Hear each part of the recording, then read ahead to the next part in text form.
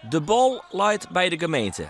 8 jaar lang is Ares erin slagen om een begrutting rond te krijgen zonder hulp van wat voor Uri dan ik. Maar nou kan het net oors meer. De gemeente moet bijspringen. Oors had de enigste sportvereniging op het hoogste niveau uit Ljouwert er mee op. We hebben natuurlijk een korte termijn probleem, want we zijn er nu in één keer mee geconfronteerd. Dus we moeten eigenlijk op heel korte termijn moeten we nu beslissen. Dus eigenlijk wat we dan nodig hebben is een garantiestelling dat het geld binnenkomt. Want natuurlijk gaan we zelf ook nog door met sponsors zoeken. En dat kan je ook de hele zomer nog voor gebruiken. Alleen ik moet het nu wel weten dat het binnenkomt. En als het niet binnenkomt, dan moet ik ergens een garantie kunnen hebben.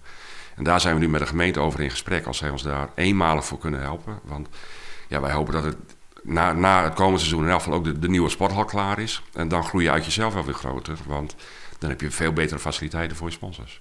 Het is een optelsom van problemen. Haatsponsor Lazolek houdt ermee op. De financiële crisis helpt ik net mooi. En boven dat is de belastingregel van buitenlandse spelers verloren, wat Ares zo'n €50.000 extra kost. Verder zou de gemeente de sporthal het keradiekje ompakken.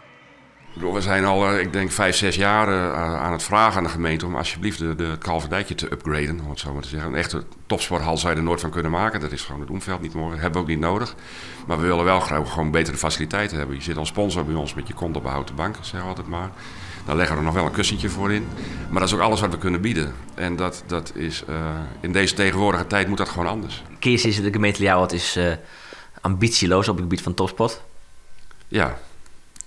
Ares moet voor 14 juni een beslissing nemen als ze vierde kinderen in de basketballeague.